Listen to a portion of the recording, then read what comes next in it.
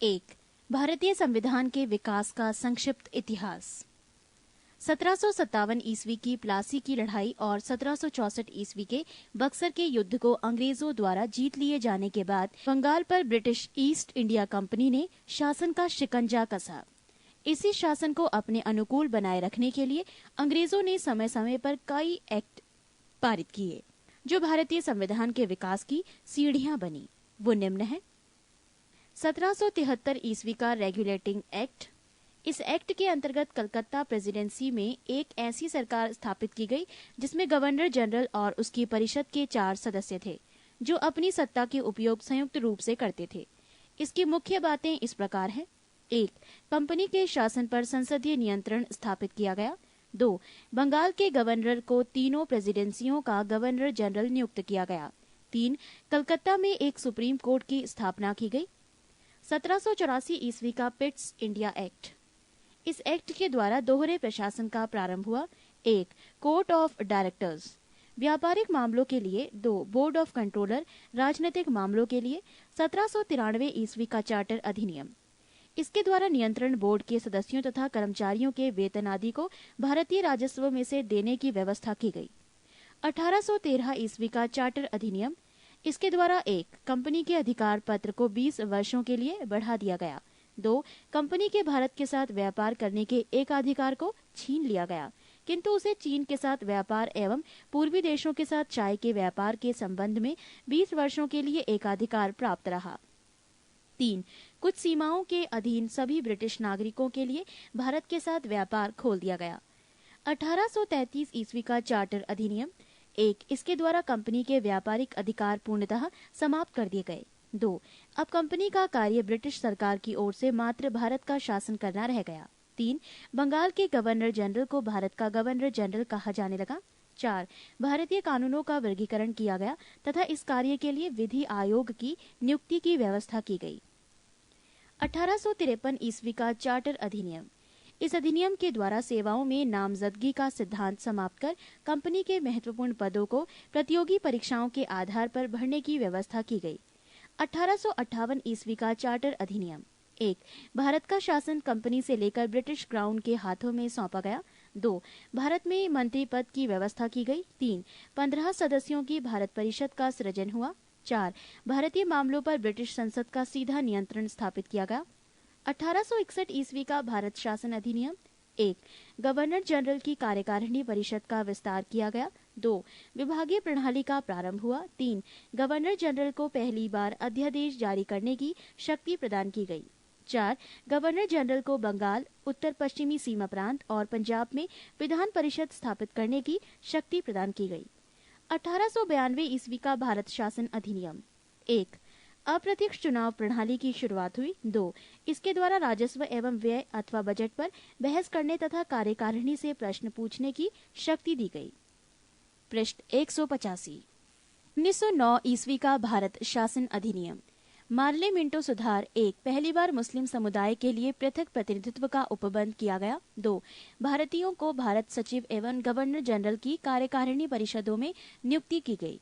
3. केंद्रीय और प्रांतीय विधान परिषदों को पहली बार बजट पर वाद विवाद करने, सार्वजनिक हित के विषयों पर प्रस्ताव पेश करने, पूरक प्रश्न पूछने और मत देने का अधिकार मिला।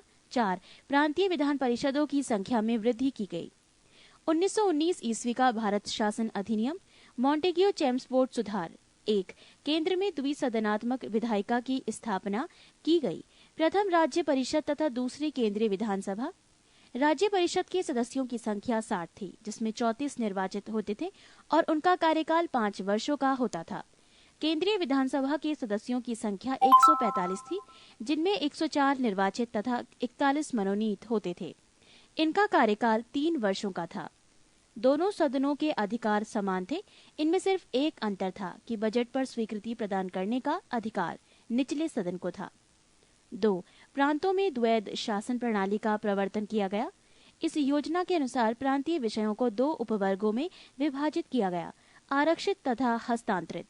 आरक्षित विषय थे वित्त, भूमिकर, अकाल सहायता, न्याय, पुलिस, पेंशन, आपराधिक जातियां, क्रिमिनल ट्राइब्स, छापाखाना, समाचार पत्र, सिंचाई, जलमार्ग, खान, कारखाना, बिजली, गैस, बॉयलर, श्रमिक कल्याण, औद्योगिक विवाद, मोटर गाड़ियां, छोटे बंदरगाह और सार्वजनिक सेवाएं आदि। हस्तांतरित विषय 1. शिक्षा, पुस्तकालय, संग्रहालय, स्थानीय स्वायत्त शासन, चिकित्सा सहायता। 2. सार्वजनिक निर्माण विभाग, आबकारी उद्योग, तौल या माप, सार्वजनिक मनोरंजन पर नियंत्रण, धार्मिक तथा अग्रहार दान आदि। 3. आरक्षित विषय का प्रशासन गवर्नर अपनी कार्यकारी परिषद के माध्यम से करता था, जबकि हस्तांतरित विषय का गवर्नर प्रशासन प्रांतीय विधानमंडल के प्रति उत्तरदायी भारतीय मंत्रियों के द्वारा किया जाता था। 4. द्वैध शासन प्रणाली को 1935 ईस्वी के एक्ट के द्वारा समाप्त कर दिया गया। 5. भारत सचिव को अधिकार दिया गया है कि वो भारत में महालेखा परीक्षक की नियुक्ति कर सकता है। 6. इस अधिनियम ने भारत में एक लोक सेवा आयोग के गठन का प्रावधान किया। 1935 ईस्वी का भारत शासन अधिनियम। 1935 ईस्वी के अधिनियम में 451 धाराएं और 15 परिशिष्ट थे। इस अधिनियम की मुख्य विशेषताएं इस प्रकार हैं। 1.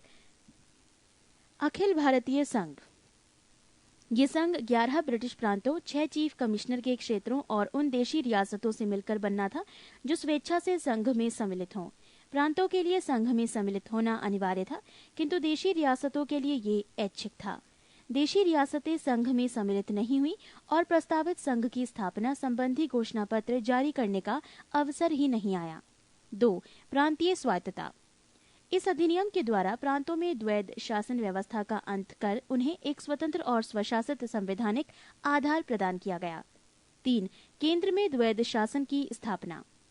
कुछ संघीय विषयों, सुरक्षा, वैदेशिक संबंध, धार्मिक मामले को गवर्नर जनरल के हाथों में सुरक्षित रखा गया। अन्य संघीय विषयों की व्यवस्था के लिए गवर्नर जनरल को सहायता एवं परामर्श देने हेतु मंत्रिमंडल की व्यवस्था की गई, जो मंत्रिमंडल व्यवस्थापिका के प्रति उत्तरदायी था।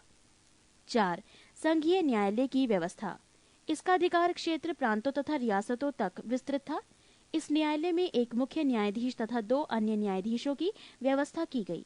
न्यायालय से संबंधित अंतिम शक्ति प्रिवी काउंसिल लंदन को प्राप्त थी।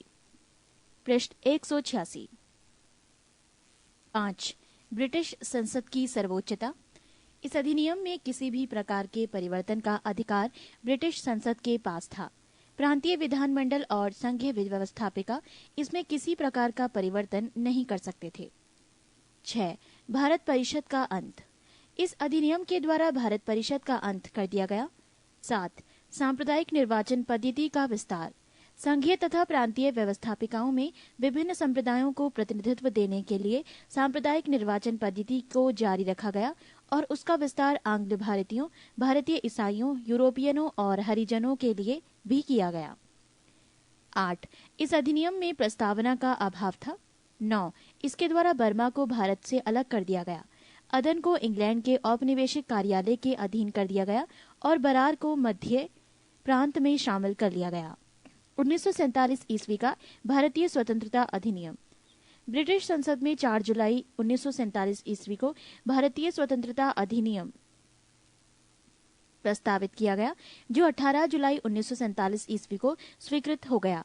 इस अधिनियम में 20 धाराएं थी। इस अधिनियम के प्रमुख प्रावधान निम्न हैं। 1. 2 अधिराज्यों की स्थापना। 15 अगस्त 1947 ईस्वी को भारत एवं पाकिस्तान नामक 2 अधिराज्य बना दिए जाएंगे और उनको ब्रिटिश सरकार सत्ता सौंप देगी। सत्ता का उत्तरदायित्व दोनों अधिराज्यों की संविधान सभा को सौंपी जाएगी। 2. भारत एवं पाकिस्तान दोनों अधिराज्यों में एक एक गवर्नर जनरल होंगे, जिनकी नियुक्ति उनके मंत्रिमंडल की सलाह से की जाएगी। 3.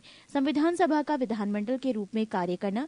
जब तक संविधान सभाएं संविधान का निर्माण नहीं कर लेती, तब तक वो विधानमंडल के रूप में कार्य करती रहेंगी। 4. भारत मंत्री के पद समाप्त कर दिए जाएंगे। 5. 1935 ईस्वी के भारतीय शासन अधिनियम द्वारा शासन जब तक संविधान सभा द्वारा नया संविधान बनाकर तैयार नहीं किया जाता है, तब तक उस समय 1935 ईस्वी के भारतीय शासन अधिनियम द्वारा ही शासन करेगा। 6. देशी रियासतों पर ब्रिटेन की सर्वोपरिता का अंत कर दिया गया। उनको भारत या पाकिस्तान किसी भी अधिराज्य में सम्मिलित होने और अपने भावी संबंधों का निश्चय करने की स्वतंत्रता प्रदान की गई।